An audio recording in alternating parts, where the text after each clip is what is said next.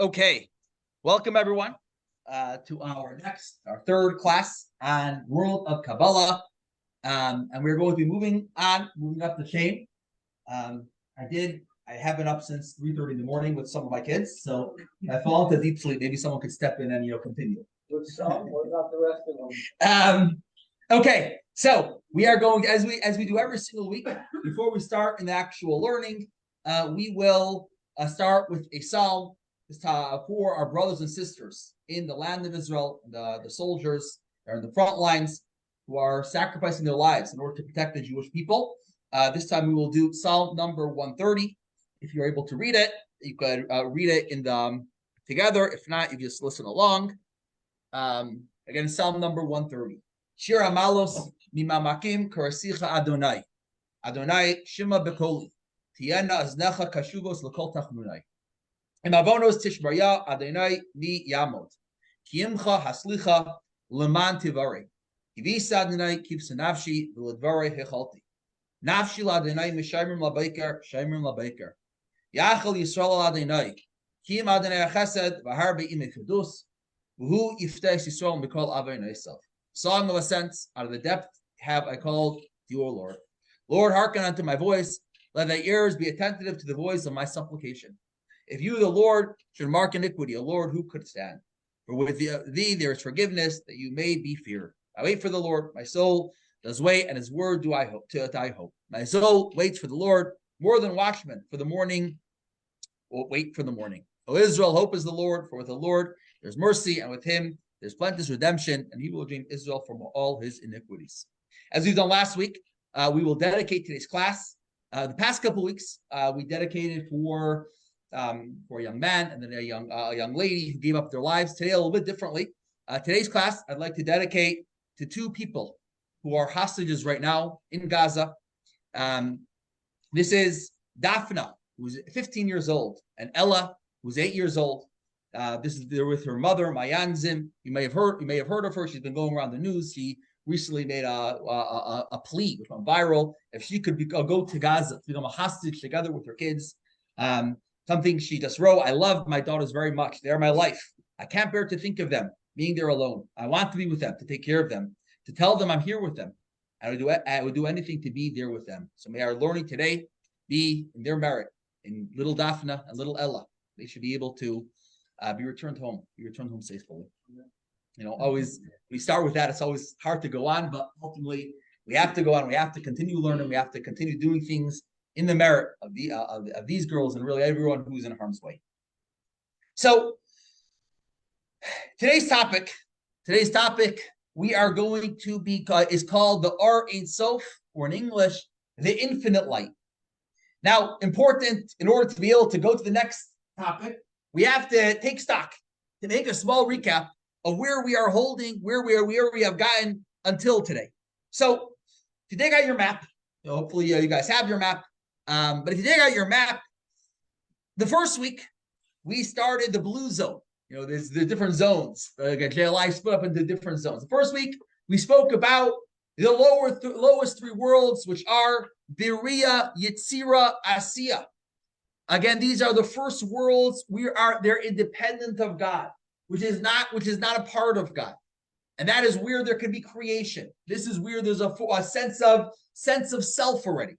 This corresponds in the human soul to the thought, speech, and action, our expression, which we said is not who we are. That's how we're able to control our thought, speech, and action. Other parts of ourselves we're not necessarily able to control. Over here, these are that which is independent of who we are.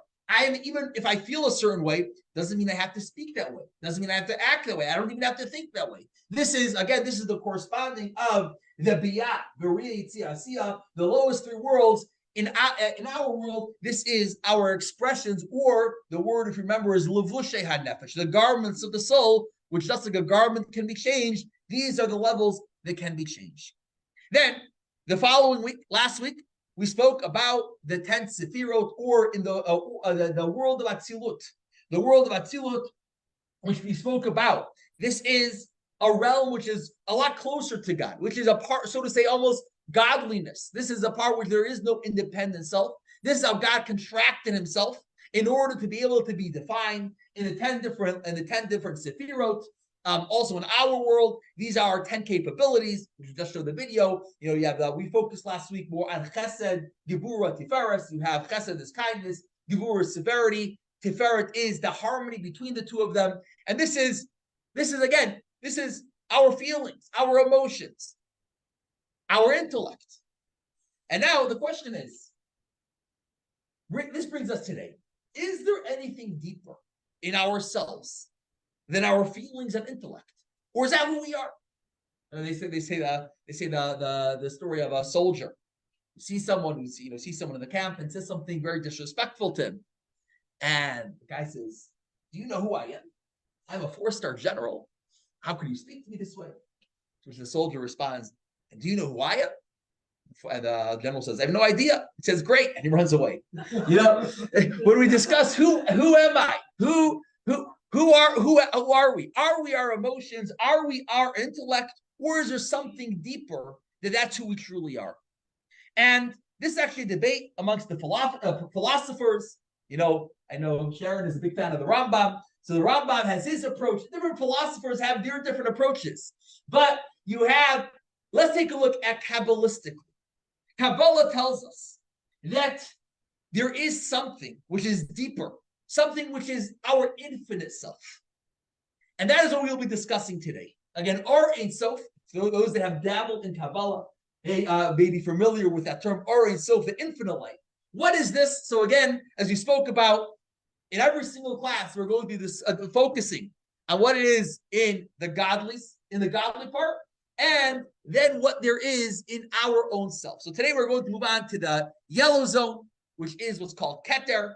Again, Keter means the crown, because this is the crown on top of the Sephirah. The Sephirah represents different parts of our body, there are different faculties. The Keter is the crown on top of that. So in order to start this, let's take a look over here. Before that. Okay. So before we start this, we are going to talk about a part of prayer, which for those that are a little bit familiar with prayer, you come across this. For those that come Shabbos, you see it on Shabbos. You come to holidays, it's in the holiday prayer. And those that do daily prayers, every single day, we do this in our prayers. And it seems to be a little bit out of place. Most parts of our prayer is logical. It's talking about God's kindness, about what God does for us, about God's creation, about God what God does for this world. Besides the human aspect of this world, for the animals. A lot of prayer is about us asking for forgiveness, asking for our needs. And then there's one part of prayer which comes before the Shema. And we speak about the angels. We start speaking about the angels praising God. And again, this is a very, very famous part of the prayer where we say, Kadosh, Kadosh, Kadosh. We say the different angels are speaking to one another and praising, and they're saying, holy, holy, holy. It's the only time in prayer that we say three times, the same word 3 times in a row. What's the significance of this? Why are we bringing in the angels? Why are we bringing in the angels into this? Why are we bringing in the angels into our prayer? It almost seems a little bit disrespectful because the angels have a closer relationship to God than we do. So when we're talking about our relationship, should we be speaking about someone that's a better relationship? Almost imagine, you're speaking to your spouse and telling them about how this couple has a better relationship. We should be focusing on our relationship. Why are we bringing the angels in right now? What is the significance? So this will bring us to text number 1. Text number 1, and this is we find this again. This is where the prayer comes from. This is part of Isaiah's vision. You find it on page 74. And we speak about the seraphim. Seraphim are a type of angels, and seraphim literally means to burn. L'sarif means a sreifa is a fire. So these are angels which are called burning angels, and we'll explain why they're called that. The seraphim stood above to serve him. 6 wings each one. And one called to the other and exclaimed, holy, holy, holy is the God of hosts. The entire earth is full of his glory. Again, what is the significance over here? We have Isaiah's vision. Why is this passage in our prayer? Why are they called seraphim? What is the meaning of wings? As we spoke about in the first class, and this is very important, and I'll probably bring it up a few times during the rest of the classes, is that we cannot take spiritual ideas and understand them literally. So therefore, when we speak about angels having wings, angels are not little creatures, even if you imagine them as little white fluffy creatures, they're not physical creatures. So what do we mean when we speak about characteristics? It's metaphorical. So what is the metaphor when we speak about these seraphim, these angels? They're saying, holy, holy, holy. Why do they have wings, and why are we bringing them into our prayers? Okay, are we clear? Any questions, any comments? Yes. We do it multiple times throughout the day. We do it in the Kedusha as well. The Kedusha, we do it in our abbreviated form, right before the Shema, which is part of the blessings of Shema. We do it a little bit more lengthy form, speaking about the different angels. You have the Ophanim and the Chayes HaKodesh and the Srafim. So again, you're right. We do say in the Kedusha as well. This is one prayer we say multiple times every day, especially if you're going to a minyan, which then you say it again. You could say it again 3-4 times a day. You're right. It is also in the Kedusha. So in order to, we'll get back to here, but let's speak a little bit. Let's go back. Last week, we spoke about how God, we asked the question last week, can we describe God by human characteristics? Can we say God is kind? Can we say God is wise? Can we say God is mighty? So if you remember, we said that God cannot be defined by human characteristics, how God is in his essence. But what did God do? God lowered himself or contracted himself, similar, if you remember the analogy of the genius, the Einstein, who comes into a classroom of kindergarten, of a third grade classroom, and says, I would like to share something. So I'll take my theory of relativity. I'll take my different ideas. Now, if I give it to them as is, it'll be totally above their heads. They will not be able to relate to it. So what will I do? I will contract that and then lower it in order to be able to have a connection with that, 9-year-old. So too, God, in God's essence, we have no relation. It's undefinable. And by definition, we're limited. So we connect easier to something which has a definition. So what did God do? God lowered himself into the 10th Sephirah, which we spoke about. And this is how God comes in the way of kindness, in the way of Gevurah, the 10 different Sephirah. But what about the level above that? In other words, before God contracted himself, the level above the contraction, are we able to have any connection to that? In other words, take Einstein, how he's outside of the third grade classroom, how Einstein is in his full glory. Is there any way we can have a connection to that? And that's today's class. Kabbalah tells us the answer is yes. And that is what's called the Or Ein Sof, the infinite light. So when we speak about, again, this is an important thing to have in mind. When you hear the word Or Ein Sof, this is how God is before God becomes defined in the 10th Sephirah, before God contracted himself. And this is the part that transcends the 10th Sephirah. So let's take a look at this concept of Or Ein Sof, which will bring us to text number 2. Text number 2 was said by Reb Chaim Vital. Again, for those that like a little bit of biography of different people, Reb Chaim Vital was one of the most important people when it comes to the world of Kabbalah, because Reb Chaim Vital was the foremost student of the Arizal. I'm sure many of you all heard of the Arizal, the Ari. Arizal, most of today's Kabbalah comes from the Arizal, or the way it's elucidated by the Arizal. There's the Zohar, but the Arizal really brought into a lot more of a broader way. But the Arizal never wrote anything. Arizal, everything we have from the Arizal was by his students, and primarily by his foremost student, which is Reb Chaim Vital. He actually was older than the Arizal. He was a student. The Arizal died very young. We speak about it's such an accomplished person. He died when he was 36 years old. But all of his teachings was written down in what's called the Eitz Chaim, the literally means tree of life, but his name was also Chaim, Reb Chaim Vital. So he writes this in the very famous line in the Eitz Chaim. And he writes as follows, text number 2. Before Atzilut was emanated, and before the creations were created, a simple divine light filled all of reality. It had no aspect of beginning or end. It is called Or Ein Sof, the infinite light. This is what he writes. Okay, so now we have some sort of obscure, abstract description. This infinite light, what is this? Let's work on trying to get some understanding in what we're talking about over here. So let me pose a question. Generally, when we speak about goodness, kindness, we refer to it as light. Forces of light. Combating the forces of darkness. Generally, we refer to that which is good as light and that which is evil as dark.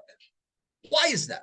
Well, again, light seems to just be something we live with. When there's when I can see. Why is that which is good? Do we generally refer to as light? And why is the lack of that, the absence of light, something which is negative? Anyone? Opening up the floor. Okay, light exposes things. Light.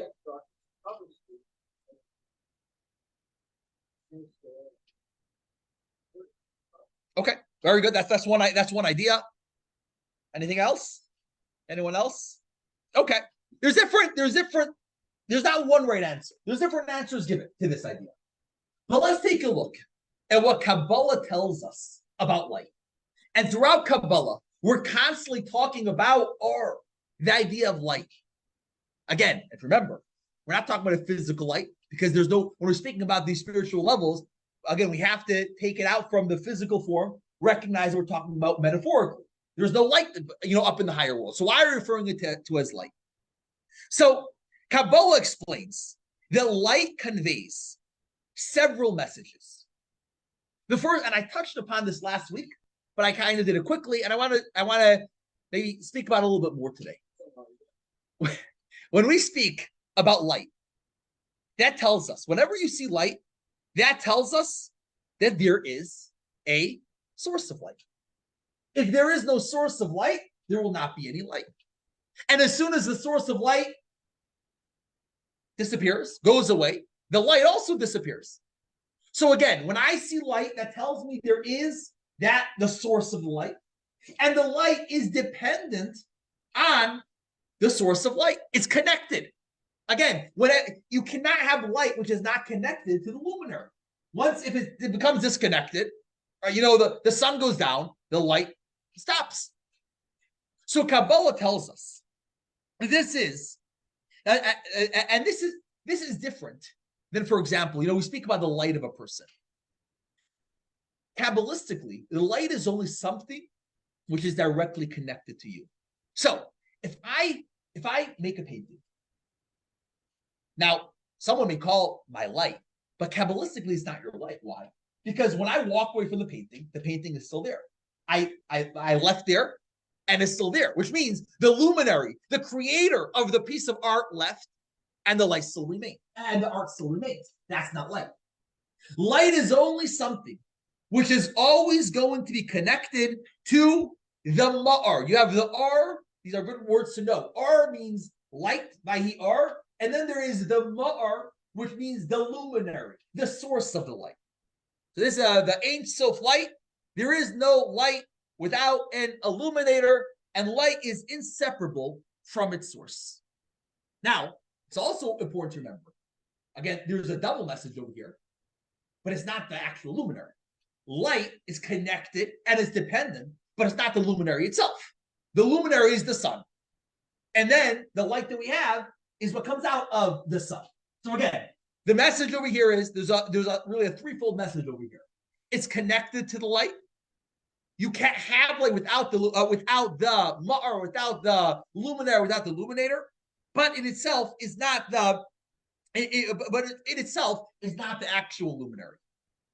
So when we speak, going back to Or Ein Sof, this infinite light of God, when we speak about Or Ein Sof, we are talking about it's not God's essence, but it is a light of God, which means just like God is undefined, we cannot define God. Again, we can only define God as he lowers himself into the 10th Sephirah, what we spoke about last week. But in God's essence, God is undefined. And this light, which is connected to God's essence, is also that which is undefined. It transcends definition. So when we're talking about the Or Ein Sof, we cannot be speaking about kindness. We cannot be speaking about wisdom, about God's might, because those are already definitions. Over here, we're talking about a level which is above that, beyond that, transcends that. Now, what we'll get to eventually, later in this class, is if we have something inside of us which cannot be defined, something which is in us, in our own psyche, which is above definition. So again, I just want to contrast that. Last week, we spoke about God's definable light, how God contracted himself to get some definition. And this week, we're going up a level, and we are going to speak about how God is undefined. God's undefined light, and this is why it's called light. So the Sephirot are not really called light, because again, this is already how it's disconnected in a certain way, because already how it becomes defined. The luminary is undefined. The Sephirot already how it becomes defined. That was last week. This week, we're speaking about the light, which is similar to God's essence, which is undefined. Yeah. Yeah, well, we're going to speak. That will be more we're speaking about in class number 5. But yes, for the sake of today's conversation, yes, we speak about the Or Ein Sof, which was at the beginning. That was the light that we're talking about, again, before definition. Now, another term for this in Kabbalah is what is called Mimali Kol Almin and Soviv Kol Almin. Take a look at text number 3. This comes from the Zohar. We have Iu Soviv Kol Almin. He encompasses all worlds. Iu Mimali Kol Almin, and he fills all worlds. Again, just taking a look at those words. What are those two ideas? What is the difference between if you encompass all worlds or you fill all worlds? If I'm filling all the world, am I not encompassing it? And vice versa? Again, it's not just poetic. When we're speaking about these two different divine energy, we're speaking about a type of energy which, again, is inside, it fills the world, and then there is the encompassing.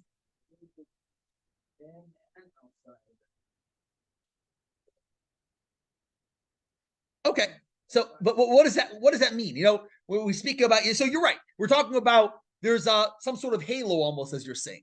There's so what it's saying is when we speak about the defined light, everything we've learned until today, the first 2 classes, that was all that in Mimali. In other words, that which fills this world, that which is the defined light of God.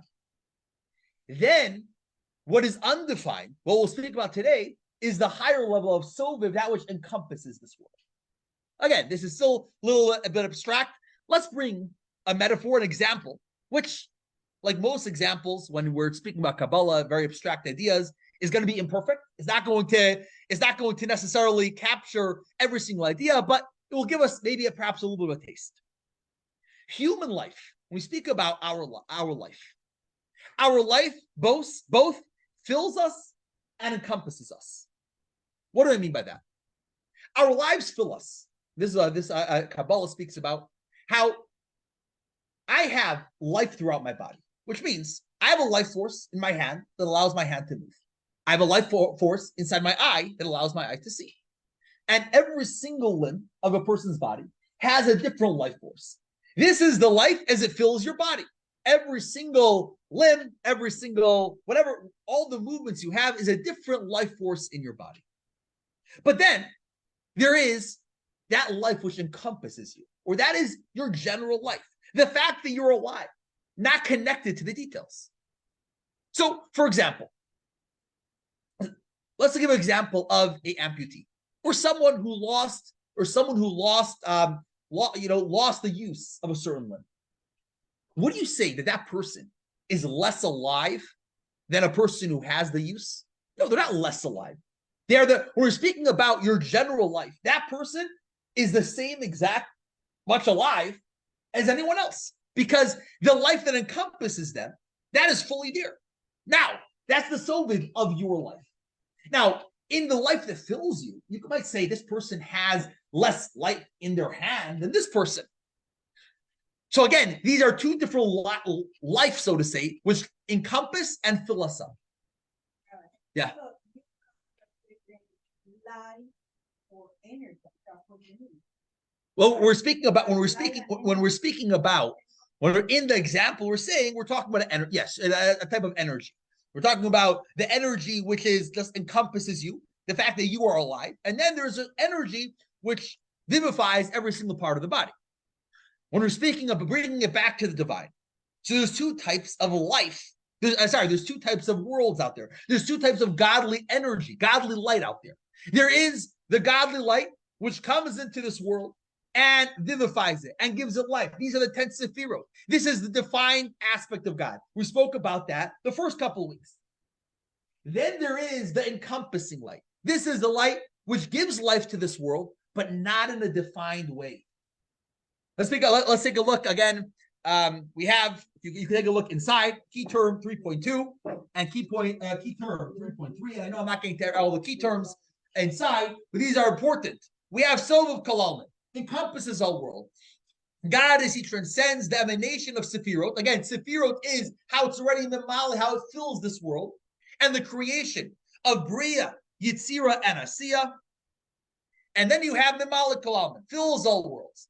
God, as he emanates the Sephirot and actively creates Beria, Yitzira, Asiya. The three, the Sephirot and Bria, Yitzira, Asiya. These are the first two classes, how God already becomes defined.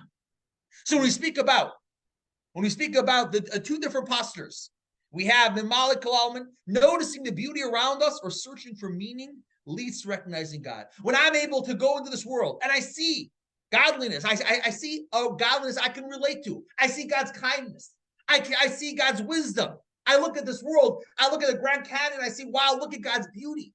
That's Mimali. That's already defined energy of God. And then you have the Soul of Kalalman. God, as he transcends all of creation. This is the higher level. So what we are speaking now is the yellow which is above the definition. Okay.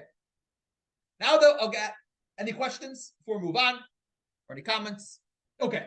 So now that we have a basic understanding of the two different energies in this world, if you want to call it, two different forms of godliness, the defined part of God. Again, the Sephirot and the Biyah, and then we have the undefined. Now let's go back to our original question. We said the angels, we're bringing the angels in, and we're saying the angels say, Kadosh, Kadosh. Why is this relevant to us? So the idea is as follows. The angels also live, as we're going to read in the text, also live in the realm of Mimale, in the realm of God, how it's defined. The angels are in Beria. The level, the world of Beria, that's where the angels are. Now, when they call out Kadosh, Kadosh, Kadosh, they have a yearning to transcend their level. They want to be able to connect to a level higher than themselves. The level of Soviv, the level which transcends definition. They're in the place of definition. And they have a yearning to connect to Kadosh, which means remove. That part of God which is removed from me. Let's take a look at text number 4, which says this. The lofty angels of Beria are called seraphim from the word to burn. We ask why are they called to burn? Due to their flaming passion to gaze at the king's glory at Soviv Kalalman, the state of godliness that encompasses our world, which is separate and transcendent Kadosh. That is why they proclaim Kadosh, because they have a desire to leave themselves. Now, why? Why do they have this desire? Beria, where they are, is a very holy place. As we spoke about in class number 1, this is the first realm where it's outside of God, but it's still godliness is still very clear there, in a very, very real form. Why are they not satisfied? Why are they not satisfied with sensing God where they are? Why do they want to sense God in a higher realm? So let's go back to the analogy of last week. Well, yes. Desire is like an emotion. Yes. Be somewhere else. Aren't angels like spiritual robots? So really human character. So they don't have the human characteristics the way we have. But in a metaphorical sense, this idea, again, when we have emotion, you may want to explain in physics in the brain, they don't have that, but they have this idea, this desire to go above themselves. Just like we're saying, the human is a mirror of that which is godly. So the angels are already, I'm not going to say godly, but they're more of a spiritual realm. They have that in a metaphorical sense. But why do they want this? Why do they want to leave themselves? So let's go back again to last week's analogy. You have Einstein. Einstein coming and lowering himself to the understanding of the fifth grader. Now there could be two responses. You have this child who hears this. There could be two responses. One response is they're happy with what they received, and let me go on with life. I got what Einstein told me. Let me go on. What would be the second response? Now that I got a taste of this, now I want more. After getting the lower level, the condensed level, now I want to go beyond that. I want to start searching. I want to be able to really, pick at Einstein's brain a little bit more. Often you'll hear a person will say, I met this inspiring person, and it totally changed my life. He told me something, made me change my career, made me change my life. Now, what is that person saying? In other words, they didn't suffice with just that moment of meeting that person, that encounter, but they wanted to connect to that person on a deeper level. That meeting caused them, so to say, lit a fire to be able to pursue further, because they were not content with a lower level, with that initial meeting, that condensed aspect of that person. They want to be able to go further. This is what it means when we speak about the angels. This is the reason why the angels have a desire for more. Because when they have this sense of holiness, they say, we're not going to be happy with this sense of holiness. We want more. We want to be, yes, we can right now comprehend a defined level of God. We want kadosh, kadosh, kadosh. This is all about cultivating a relationship. Well, let's bring it down to, we spoke about angel. Let's speak about, because ultimately it's all about us. If our connection to God is robotic, many people have this connection with God. I grew up with this. I do this because this is what God told me. I don't eat this because God told me not to eat this. But it's not about a relationship. Then, whatever God tells me, I'll do. But I'm not looking for anything more. But if it's about a relationship, then you'll want more. You'll want to, we spoke about last course. If you want to date God, you want to be able to find out more about God. So this is what's kadosh, kadosh, looking for greater. The angels are looking for greater. And that's why we say it. It's not about the angels. It's a message for us. It's relevant for us. That we need to have the same thirst. This is a very profound way to live life. To be able to constantly be thirsting for a little bit above yourself. To be able to live a more meaningful life. Not being satisfied. I remember after Yom Kippur, someone came to me a couple days later and told me, this Yom Kippur, I felt when I was in Shul, I was like in a holy bubble. They told me, I said, anything I said it had nothing to do with you, Rabbi. But they said, I felt I was in a holy bubble, and I want to be able to channel this to something greater. And this is the idea of bringing the angels into our prayer. Something else, you mentioned the Kedusha. We say the Kadosh, Kadosh, Kadosh by Kedusha.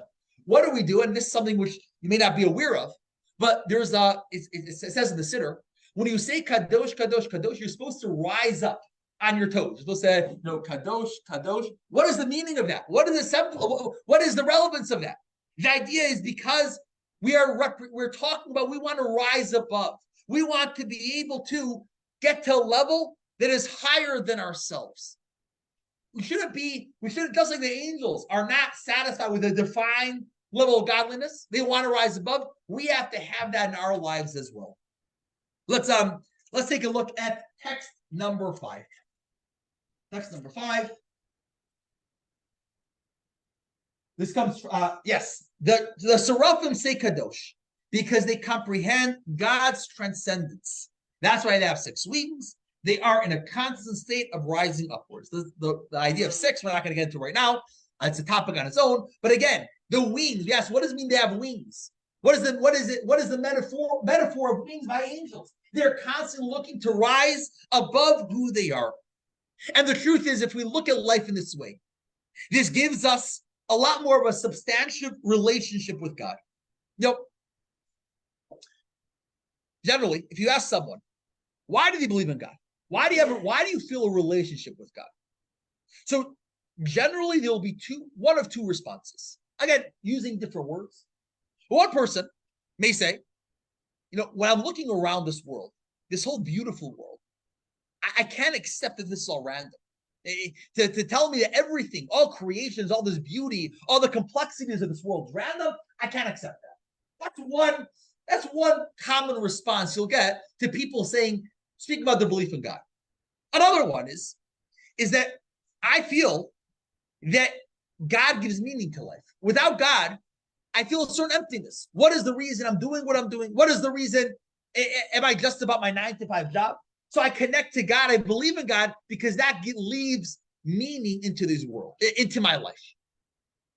While both of those are good answers, but there is something lacking about both of these answers. And that is, both of these answers, my relationship with God is all about me. It's all about the way I feel. I sense this beauty, so there must be a God. I feel empty without God. But if you want to have a relationship, the first thing is it shouldn't just be about me. Perhaps in a relationship, the first step is about me. What that person does for me. They say the story of the man and woman are going on a date.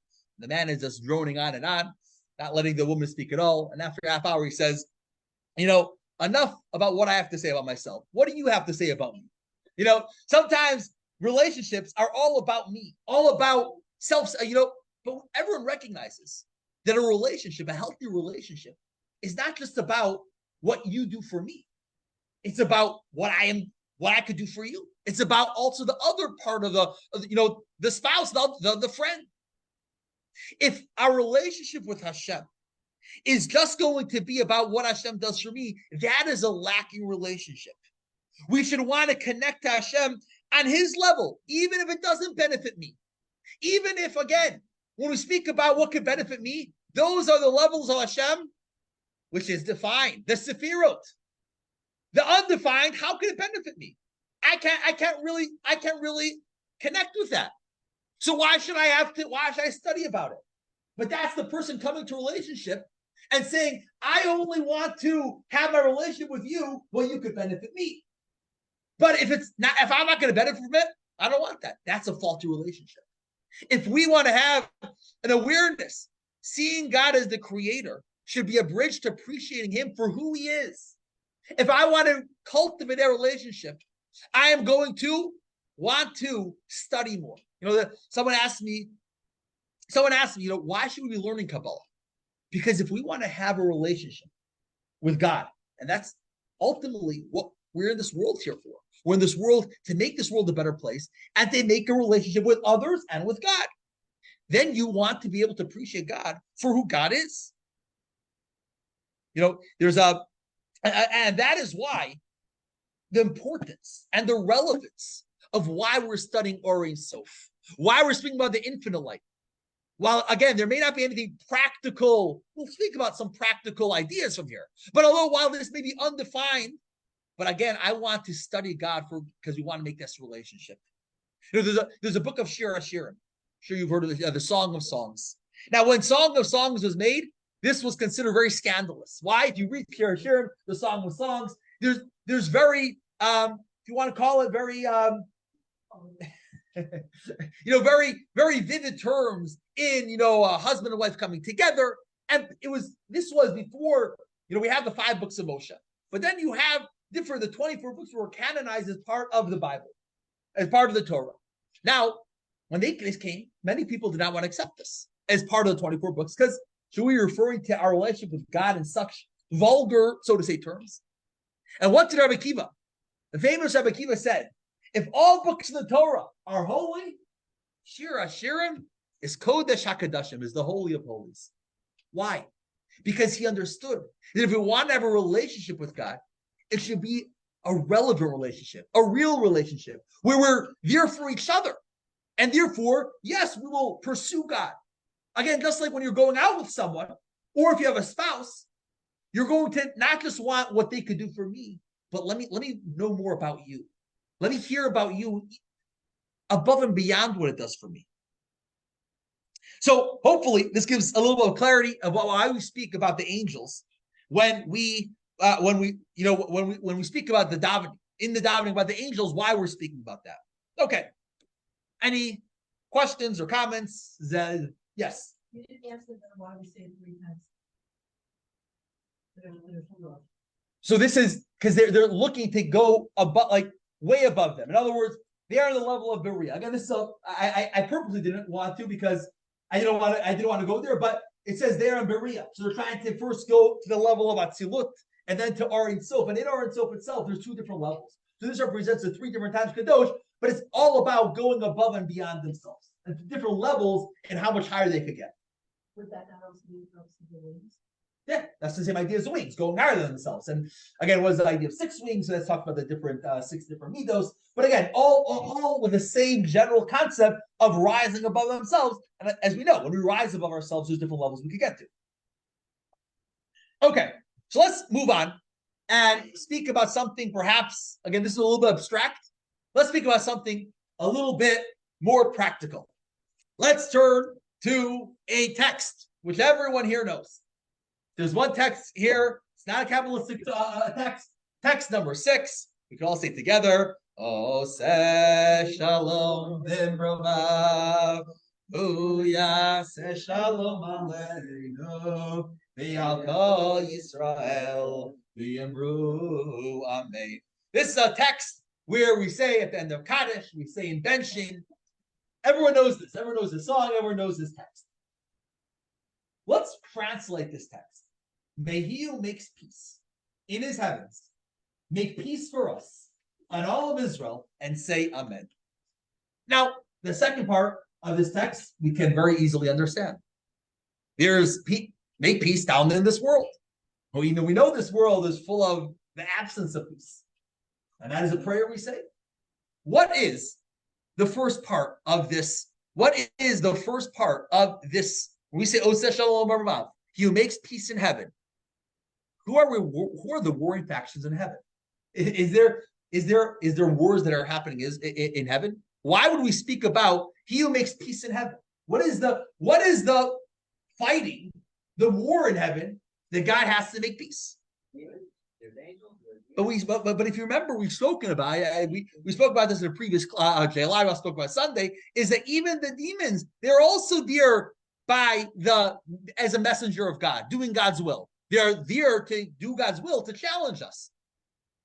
They say the widow, the lady who told them to inscribe on her husband's tombstone, "Thou art at peace until we meet again." So what are we speaking about when we speak about the war in heaven? So what is the answer? The answer is, let's go back to last week. Last week we spoke about different divine characteristics. We have the chesed, the gevura. Again, we have this in our own selves, in our own psyche, in our own emotions. This also are divine energies. We speak about different angels. The angel of Michael, which is the angel of kindness. You have the angel of Gavriel, which is the angel of gevura, of severity. So when we're speaking about this, when we speak about what a response should be, a divine response should be, so they won't clash. Sometimes, there is that divine energy that says the proper response should be a kind response, a chesed response. Then there's the divine energy, which says what should be the proper response, not chesed right now, gevura, more exacting, more judgment-based. So when we speak about conflict, there is conflict. Not the petty conflict that we have in this world. Or not the evil conflict that we have in this world, but a holy conflict. Now, so what do we say? We say, Oseh Shalom B'Mromav. He who makes peace up above. He who makes peace up above in the higher world. Hashem is able to Hashem is able to make peace in the higher worlds. How is that? What does Hashem do in order to be able to make the peace there? And the answer is Or Ein Sof. What we're speaking about till now, this undefined light. What does this mean? When they are able to see, there is a light, there is a divine force, which is above them. All their disagreements melt away. When they're able to tune in that there is something higher than themselves, then while they, in their defined sense, there is those clashes, over here it becomes peace. What's the mechanism of this? How does this work? Let's take a look at text number 7, which will give a parable for this idea. Text number 7. Okay, my throat's hurting me a little bit. So, Sharon, there you go. The simplest of the 10 Sefirot, especially those that are opposites, such as Chesed and Gevurah, is made possible through the agency of supernal light that transcends the characteristics of the Sefirot. Upon sensing this supernal light, the Sefirot experience Bitul. They relinquish their configuration and synthesize with each other. Consider the example of two government competitors who ruthlessly oppose each other. That's hard to imagine. Well, they must appear together before the king. They remain who they are with their preferences, but find themselves working with the opposing viewpoint to reach a required consensus. This is a consequence of their state of Bitul that results from their overwhelming trepidation and awe of the king's majesty, whose rank by far transcends their own. Similarly, the opposite forces of Chesed and Gevurah in Atzilut can synthesize due to the illumination of God's infinite light or Ein Sof. But here we have this parable. Again, each Sephira embraces its definition, but they sense Or Ein Sof as he transcends any definition. When you are able to tap into something higher than yourself, then all differences melt away. There was a photo that was going around, bringing this to the current events. There was a photo going around. And there were two people in Israel, two political people. And I'm sure many of you, if not all of you, are aware that before the current war, there was terrible disunity in Israel. There was, with the judicial reforms and there was protests. And there were two heads of opposite factions. One which was pro-judicial reform, one was against it. And again, these were literally people who were, again, they were on each other's throats, and these were the heads of these factions. And there was a photo going around that they were standing arm in arm when it came to this current war.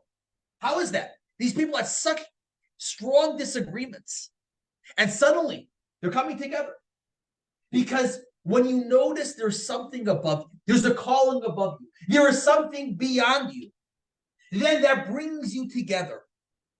When you're in front of when two people who may have differences, but you're in front of a great, whether it's a great place, a great person, you're so to say taken by the moment. And then the differences melt away. So this is what we say when we speak about Oseh Shalom Bimromav. We speak about God who makes peace in the higher worlds. How does God make peace? When the different energies of Chesed, of Gevurah, they sense the Or Ein Sof, which is above them, that all the differences go away. And this is, and so that's what we're asking. Hashem hu yaseh shalom aleinu. He should make peace upon us. Because using the same system, when in conflict, if you use this system of peace above, we can have peace down in this own world. Let's make this practical. Let's speak about this in our world. Let's give an example of marriage, but this does not necessarily use in marriage. This could be in any relationship between siblings, relationship between good friends. I'm going to use, for the sake of this conversation, the example of marriage. Marriage is not about not having differences. What is marriage? Marriage is about being able to connect something above us that transcends us, that now it transcends our differences. This is when we speak about the Keter. We said Or Ein Sof is the crown. Keter, why are we calling it a crown? Because this is the crown above us. If you go look back at your, you can look at your map or on the screen. The Keter is above the different Sefirot. What does this represent? Yes, you have differences of Chesed, Gevurah, the different Sefirot, which may clash. But then there is the Or Ein Sof, the Keter, the crown above them. When they're able to tap into that, differences melt away. When we are able to tap into something with higher than us in a relationship, then even with our differences, this allows harmony. This allows to be able to come together. I remember a fascinating study. I remember hearing. I actually heard this from the person. She was in Detroit, and I went to one of her lectures. The lady's name is Terry Arbach, and she was someone who was involved in a study. They did a study, and they sampled, I believe, 750 married couples, and they followed them along, asking them questions throughout for a period of like 30, 40 years. And now around 30 to 40% of these couples ultimately got divorced. But they kept asking them questions. Every year, they would ask them many questions about the relationship. And one of the questions was, how often do you disagree with your spouse? Is it, every day? Is it once a week, once a month, once a year, few times a day? And then one of the options was never. You guys never disagree. As he said, out of the 750 couples, 9 of them responded they never disagree. All 9 of them, within 5 years, were all divorced. What does this mean? Because having a relationship is not about not disagreeing. Having a relationship, if there's no disagreement, what is that saying? There's no expression. There's no chesed. There's no gevura. You're not able to express yourself. Why do you want to have a relationship with someone where you can't find expression? They will conceal your disagreements and put pressure on them internally. So what are we saying? A real relationship is being able to have disagreements, but then recognizing the keter, the crown on top, that ultimately we have a connection which transcends our disagreement. And therefore, with the disagreement, again, obviously, my relationships don't have that. And sometimes, the relationship can't continue, and that's fine. But if we were talking about a healthy relationship, we're talking about when we can have a disagreement and yet recognize that's not going to define us because we have that keter, that halo, that thing which supersedes that. And we're able to connect to that, then our disagreements is not going to make us part. And this, when we speak about Kabbalah, in Kabbalistic terms, this is called hiskalut. Hiskalut means coming together. When you have the different sefirot are all different. You have chesed and gevura. You have tiferes. Now, if you take a look back at your sefirot page. You see, between chesed and gevura, there's a bunch of different lines, how they connect with one another. Okay, you may have not noticed the first time you're looking at it. If you take a look, I'll have it on the board. You see, it's very faint on the board. But again, if you see it in your map, you'll see the many different lines. What is this? This happens through keter. When you have that keter, that light, that which is above them, and they realize that, then you can have all these different clashing definitions coming together to do God's will.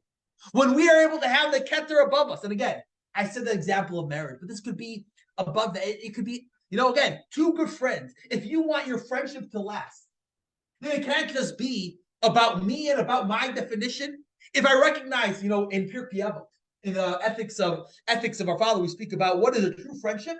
A friendship which is eina tluya b'davar. It's not dependent on something. What does that mean? It's not dependent on my disagreement or what you do for me. It's recognizing that there's something above us which is binding us together. And if we recognize that, if we recognize the keter, the Or Ein Sof in the relationship, then disagreements we can have disagreements. Yeah. These are the things that God gave so that we could be more, we could develop godliness working. In a defined way. This God created this world with these 10 sefirot, and this is what we relate to. Yes. Yes. So if you saw the video before, if you saw the video at the beginning of the class, it is purposely done in the way of human being. And again, this is not for this conversation, but Kabbalah explains how each one is, how it fits with the different parts of the body. Yes. Okay, so let's bring this again. I started with the example of marriage, and I wanted to say something again. I find this fascinating. This will explain a Jewish wedding. Much of a Jewish wedding is connected. There's so much symbolism by a Jewish wedding, different customs. And over here will be a tangible example, where we see that symbolisms in Judaism are not just symbolisms. They actually have meaning. Many times people think, I do this as a symbol for what? I have no idea. What is the number one recognizable idea of a Jewish wedding? Is the chuppah, the food. Al, you're forgetting. The chuppah. So now, why do we stand under a chuppah? Chuppah is something, awning that covers both. You can have either a sheet, you can have a talit. Why do you have to have that? What is the idea of the chuppah? The chuppah represents this keter that we're talking about. When the husband and wife, when the bride and groom are standing under the chuppah, we're giving them a subtle message. We are telling them that if you want to have a harmonious relationship, recognize there's something above you, something which encompasses you. And then if you recognize that, then you'll have disagreements. But you'll tap into that which is above you. The chuppah, and that's why we call it a chuppah. What chuppah? If you're talking about just a covering in Hebrew, you could have the term gag, which means a roof. You could have other terms. Chuppah means that which hovers. This is something which hovers above you. And this is the idea of the chuppah. A Jewish wedding is a physical bond, and there is a soul bond. And what is the secret of keeping the harmony is by having that chuppah, by having that orange soul in a marriage or in a relationship between two friends, a relationship between even co-workers. Let's speak about maybe something which may be even more tangible. If we're working in a company and we have disagreements, and that's healthy. If you have a company which everyone says the same thing, that will be a company which is doomed to fail. You have to have opposite factions. But how do we make sure that it doesn't lead to chaos and full on arguments? If we realize we're here for a purpose, a keter above us, the Oren Sof, which tells us that while we may have disagreements, but we're in this together. There's something above us which is connecting us, and then you could have with the disagreements that harmony. And this is the idea of. Let's take a look at text number 8, which spells this out when it comes to the idea of marriage. The bride and groom are opposites. To unite as one, they require an infusion of higher energy that shines from a degree of divinity that transcends their difference. This is the significance of leading the bride and groom under a chuppah that hovers above both of them equally and is positioned at a height above them.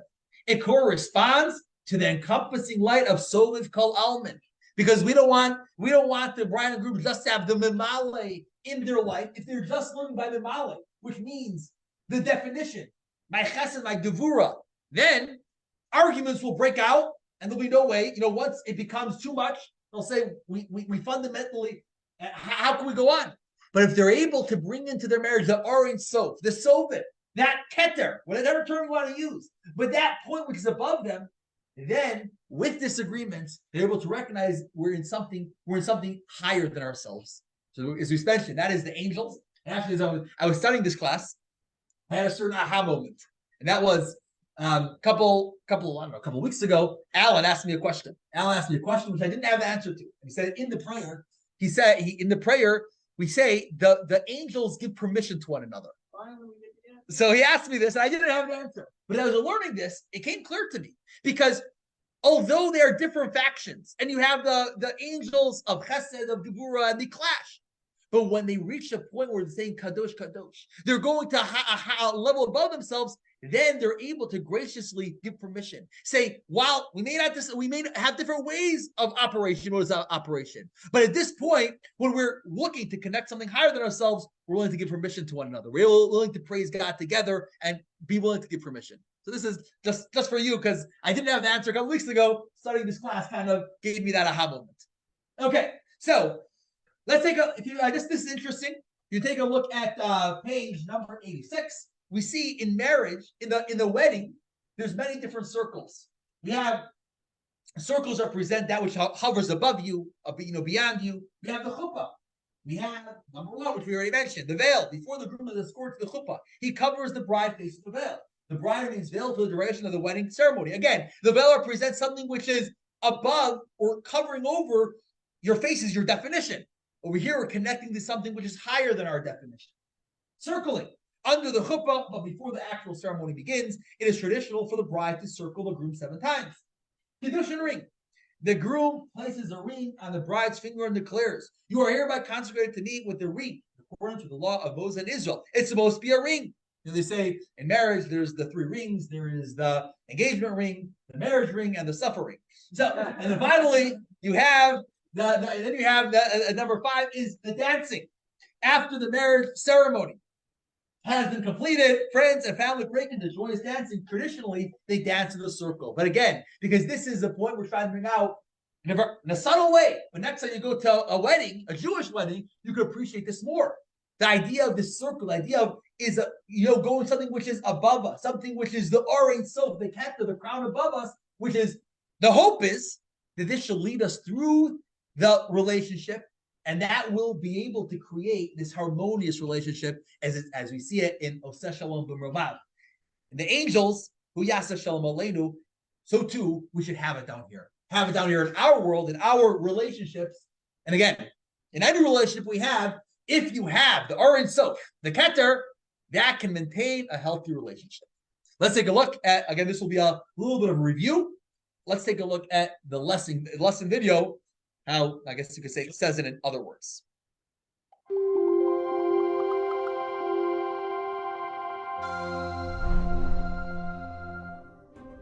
Welcome to the 3rd episode of the World of Kabbalah, our journey through the mystical realms of the Kabbalistic system. In previous episodes, we discussed various worlds of independence, and the divine world of the Sefirot. The common denominator is that all worlds are finite zones. But Kabbalah also discusses a reality that transcends limitation, God's infinite light, or Ein Sof. Here's the catch. Yes, the infinite light transcends the Sefirot, but it's also crucial to their functioning. Let's look at 3 of the Sefirot. Chesed is the impulse to share generously, whereas Gevura is restraint and discipline. We know from our own lives that healthy living means balancing the two, which is the role of Tiferet, a compromising blend of Chesed and Gevura.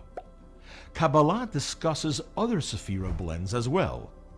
Sefirot diagrams typically show 22 inter-Sefirot channels representing unique Sefirot blends.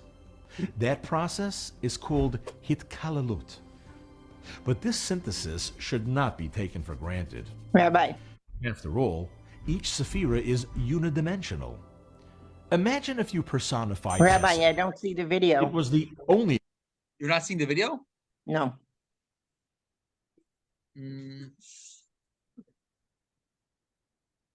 Were you seeing the other slides? I saw the original one.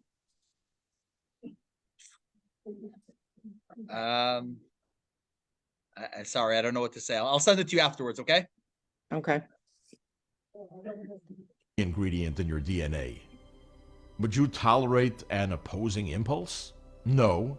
So we can easily imagine a scenario in which each Sephirah has blind patriotism for its own configuration and definition, where it would be impossible for the Sephirot to collaborate. But that didn't happen. And here's a parable to explain why. Imagine a monarch who has two ministers engaged in endless arguments. The defense minister demands a formidable army, while the finance minister desires a stable economy. When summoned before the king to present a viable solution to challenges facing their nation, Their reverence for the throne diminishes their rivalry, and they collaborate harmoniously. They are now able to devise a plan that strikes a delicate balance, ensuring the stability both the treasury and the military. In a similar way, because the Sfirot sense, or Ein Sof, how God transcends the entire concept of limitation, they shed the rigidity of their characters. They are empowered to overlook their identities, to collaborate with the other Sfirot. Now, you might wonder, how does all this relate to us? Well, this concept is one of Kabbalah's keys for marital harmony.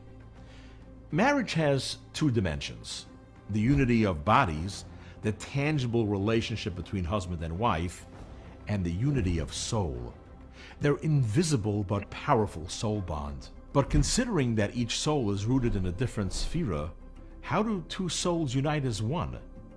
The answer is based on the collaboration of Sfirot. Soul fusion works when each soul, like its root sephira, senses God's transcendence of all particular characteristics. This awareness empowers a soul to transcend its individuality and to merge with another soul. That happens as bride and groom stand side by side under the chuppah. So, to enhance a marital harmony, remind yourself, my soul was unable to unite with my spouse's soul until it sensed divine infinity. Why don't I allow that process to continue in my conscious life as well? I can embrace my own personality and views, and also try to sense what my soul already experienced, that God transcends all personalities and views. This embrace of God's transcendence empowers me to be open to additional perspectives, which will advance my collaboration, connection, and cohesion with my soulmate.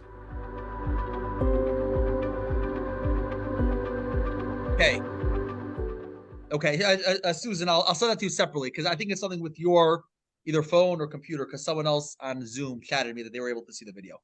Okay. So let's move on to the next point. Again, so far where we are by the Or. We explained the Or Ein Sof. Let's take a very 1 minute recap. The Or Ein Sof that we're discussing today is above the definition of, last couple of weeks we were speaking about how God is in definition, how God lowered himself. But we were talking about the light of God, which the light, when we speak about light, this is that which is connected to the source and is dependent on the source. So this is the light of God, which is above definition, above being able to have any being defined. That's why it's called the infinite light. And this is this light. When a person is able to tap into this light, this is the angels, which are looking to get to this light, though it's called the Soviv Kalalman, the light which encompasses this world. And in our lives, we should also have that desire. That's why we bring it in prayer. And when a person is able to connect to that which is higher than themselves in our own lives, in our own relationships, then we're able to have harmony. Then we're able to, just like the angels above, which clash, but due to their different natures of chesed, gevura, but through sensing the keter above them, the Or Ein Sof above them, they're able to come to harmony in our relationships, and again, all our relationships. Whether it's in marriage, whether it's in amongst friends, whether it's in amongst siblings, whether it's amongst parent and a child, and whether it's amongst co-workers, if we are able to employ this Or Ein Sof, this keter, and there's different terms which all bring out the same idea. We spoke about Or Ein Sof, keter, soviv, all of these ideas are talking about this light which is above it. Then that can be a guiding tool. That disagreements will not make you, make the relationship end. Now let's bring I don't like, speaking too much without asking anyone any questions or comments. Okay, yes. One this question a couple weeks ago, a little more than that. Consider what it says that, V'nosim ba'avar rishus elazeh. So I answered that. I said that before.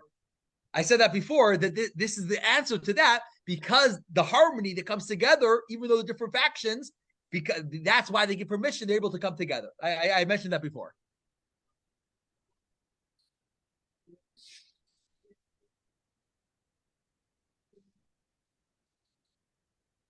Right? Okay, another perspective, but same idea. Once they're able to come together, the Osa Shalom Bim Romav, making peace above, that allows for them, which otherwise would not, so to say, give permission, to be able to come together. Yes, I mentioned that before. Yeah. Yes. in terms of the approach, isn't it important for an individual to have some harmony within himself with all these elements here?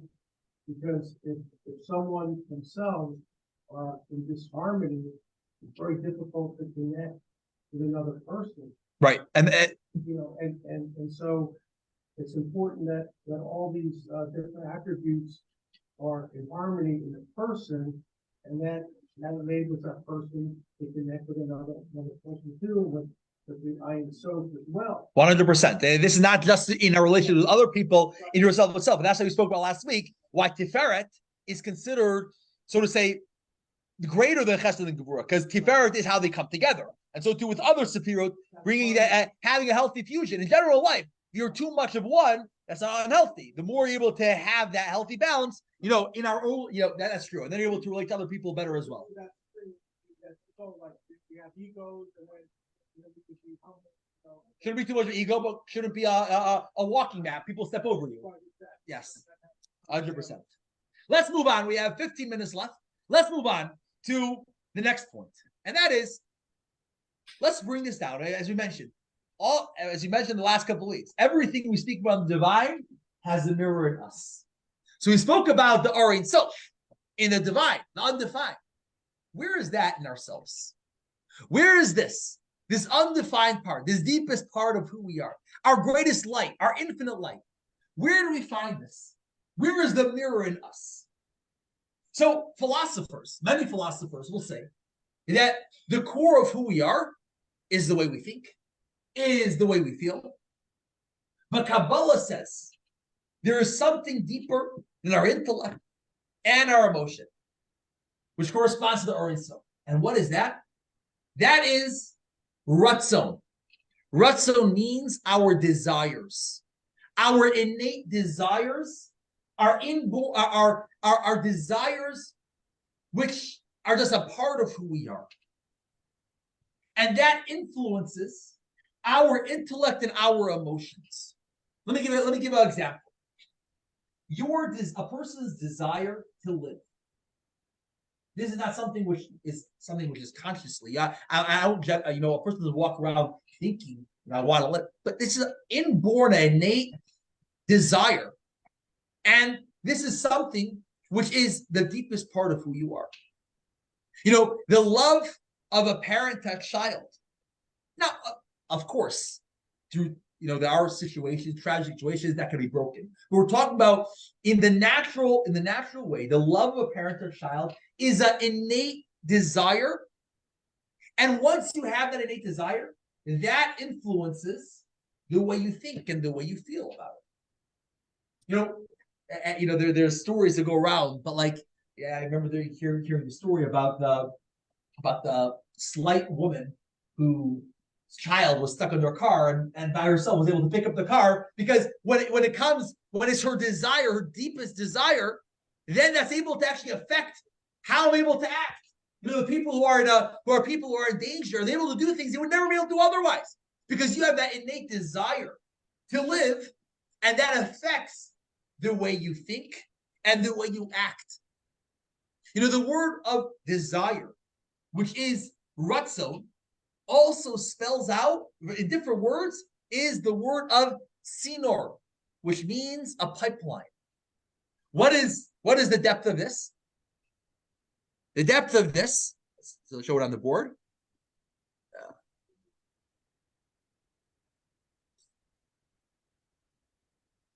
The word The word ratzon,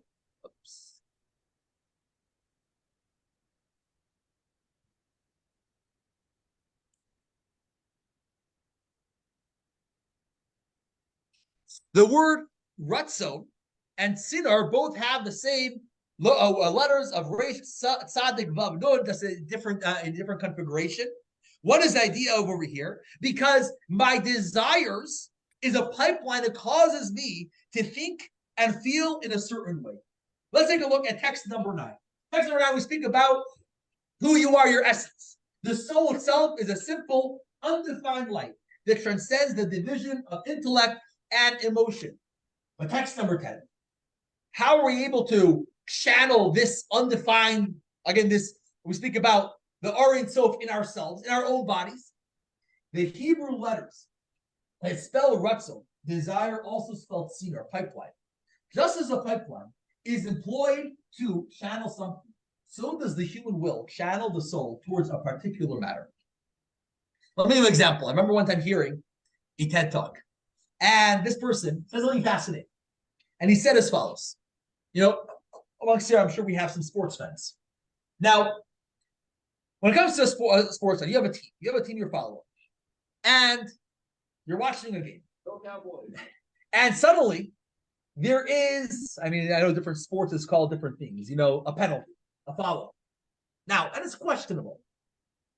Now, studies have shown that a person, if you're following, you're looking at your team, you will, unless it's blatantly the other way, but you will right away think that the call should be going your team's way. Now, why is this? You're an intelligent person. Shouldn't you be able to separate? I'm going to look at this objectively. What is the reason that instinctively you will think and really feel and intellectually feel my team is in the right? If it's a 50-50 call, my team should get the call. Because of the Ratzon. Because you have a desire for this team, I adopted this team as my own. Now it's affecting my emotions and my intellect that I'll think a certain way. This is an example of how you have Ratzon can affect. Ratzon is deeper than my thoughts and deeper than my feelings. It affects my thoughts and feelings. It's stronger. It's above it. This is the Orient Sof. This is the Keter on top. This pulls my different Sefirot in different ways. If I have a Ratzon for this, that will pull my intellect and emotion in this direction. And this is, now, there's 2 different types of desires. One is an innate desire. I gave some examples of innate desire, a desire to live, the love of a parent, a child. These are innate desires. Chassidus, Kabbalah also says that a person's desire to have a home is an innate desire. They have a certain sense of belonging. That's an innate desire a person is born with. And then there are certain born desires. Through life, you pick up desires. For example, the sports team, an example I used. And these are 2 different types of desires. Let's take a look at text number 11. It's a little longer text. One type, page 91. One type of, okay. Sorry, I should have. Okay. One type of human desire is referred to as a born desire because it is brought into being at a particular time. It is also referred to as the lower desire because its position is beneath that of the intellect. Why does a person have a desire for their sports team? Why do you Cowboys? Because you were born in a certain city, or you were following a certain player, whatever it is, and therefore it made sense for me as I was getting older to follow that. So that is the lower desire, which comes from intellect. Such a desire takes shape only after we strongly contemplate a particular matter. Without this, we'll not experience any desire towards that matter.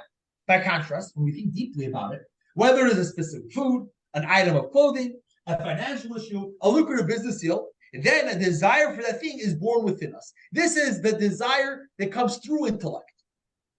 This type of desire is also called a midah, which means measured or limited. For a desire born from intellectual knowledge and contemplation is a measured is a measure of desire, limited to the specific rationalization that created it. Consequently, when the logical basis for this desire ceases or becomes irrelevant, the desire towards that matter will simply disappear. There is, however, a second type of desire, referred to as the higher desire. This desire is limitless. It is a simple desire that transcends intellect and is not born from it. Instead, it is a natural desire that relates to our very selves. For example, a father's love for their offspring, that are an extension of his essence, and a mother's compassion for the child that she bore. These are natural desires that entirely transcend intellect and reason. Over here, the innate desire is beyond intellect. It sways intellect. It causes myself to feel a certain way. It is constant and it is infinitely like. But the truth is just like the innate desire is something which can sway the way I think, the way I feel. Kabbalah tells us, and this is so important and so profound, even the inborn desires that we create through our intellect. Once you create that desire, that now has the ability to now change the way you feel and the way you think. Again, like we said, the example of the sports team. Again, it was created by intellect, but now it actually creates the way I think, the way I feel. And this is unlimited. When we're able to tap into this desire, the more we're able to channel your desire to be successful, then you'll be able to actually tap that as an infinite, and you have infinite capabilities at that point. And this, again, I only have 5 minutes, so I'm not really going to do justice to this idea. But this is, a very profound idea because, many times, a person fails at something. A person has a failure. Now, what is the ways of reacting to that failure? There's 3 different approaches. Response number 1 is you're still worthy. You didn't do it, fine. This is perhaps you might say this is the Western culture of the 21st century. Everyone, no matter what you did, you're good, you're amazing, you get a medal. This is one approach. Response B would be try something else. This is not your field. This is not, this is not for you. Do something else. Kabbalah tells us if we are able to have that ratzon, that desire to do something, even if you don't succeed the first time, nothing stands in the way of desire. You may have heard of this as a cliche. Nothing stands in the way of willpower. But Kabbalistically, Kabbalah tells us this is true because when we realize that our desires are from Keter, are from the undefined part of ourselves, the highest part of ourselves, this is the infinity of the human being. And when obviously, it has to be within a person's capabilities. We're not going to say that if a person has a desire to start flying, they'll do that. Obviously, it has to be something within the human capability. But once you do that, once it's in your capability, then you are able, don't just give up. Recognize if you are able to really channel that ratzon, that desire, you can and you will be successful. No matter how much I want to dunk the basketball. So, okay, that may not be, again, it may not be in the physical properties of your body that to be able to do that. But we're talking about something which is in the realm of possibility, and yet you fail. And sometimes you feel like, let me give up. If we're able to recognize our ratzon, our desire, is part of the keter, is part of that which is infinite, a person should recognize they can get it done. I wanted to do both stories. Maybe let's do one of the stories. It's one of my favorite stories. If you have time on your own, you could do text number 14. Again, this is a very long class, a lot of information. So we're not covering the whole thing. I'd rather do half the class and understand it fully than do the full class and understand it half. So we're going to do text number 15. Okay, text number 14 is a similar story, which also brings out this idea. Let's do text number 15, which the Rebbe would bring this up many times with a message. Rabbi Yisrael Baal Shem Tov was once sitting with his students in the synagogue, engaged in Torah study or prayer. In the nearby street, a man was passing with a wagon, and due to the thick mud on the road, the wagon got stuck. The man approached the window of the synagogue where the Baal Shem Tov and the students were sitting, and requested their assistance in extracting the wagon from the mud. The student replied that they did not have the strength to assist because the wagon was heavy and the mud was deep. The man responded in Ukrainian, "Mojish, dan yechach." which means you can, but you don't want. In other words, you have the ability, but not the will. And without the will, you imagine that it is too much for you. Afterwards, the Baal Shem Tov explained to his students that when they heard was not a coincidence, but a lesson for serving God. When Jewish children set out to study Torah, and the same is true for Jewish adults, they may feel that they are unable to do so due to fatigue. They need to remember, God gives us the strength to do all good things. It is just that sometimes we listen to the voice of the negative inclination within us and then lose the desire to act accordingly. At that point, we falsely believe that we are incapable. So we are able to understand, recognize that the Ratzon, our desire is the Ein Sof, that infinity within us. Then this tells us that we have this power of desire, of our desires unlimited. God, I see this often. I see, as an example of this idea, I see this often by people who go through conversion. And when a person goes through conversion, many times it is associated with a lot of, I'm not going to say failure, but at the beginning there may be rejection or heartbreak. It takes some time, and many times, it could take many years. And I often see people who are willing to go through it. They have that rutzon. They have that desire. They feel this is who I am. This is my life's destiny. Now, may it take some time. May I go through some, if you want to call it, heartbreak to get there and failure and have to try again? Perhaps. But because they have that rutzon, they have that desire, then they feel this is who I am, and I'm not going to let anything get in the way. And this is such a powerful idea. If in our lives, in our own lives, when we're trying to do something, sometimes much for us, then if we are able to channel that desire, channel that rutzon, then nothing will be able to get in our way. And ultimately, we have a desire to have a relationship with other people, desire to enhance our relationship with Hashem. Ultimately, we will be successful because this is the idea of Ratzon, which is the Ein Sof, the infinity in our own psyche. And that we will finish tonight. Okay. Thank you. Thank you very much. See you again from New Jersey. Okay. Bye.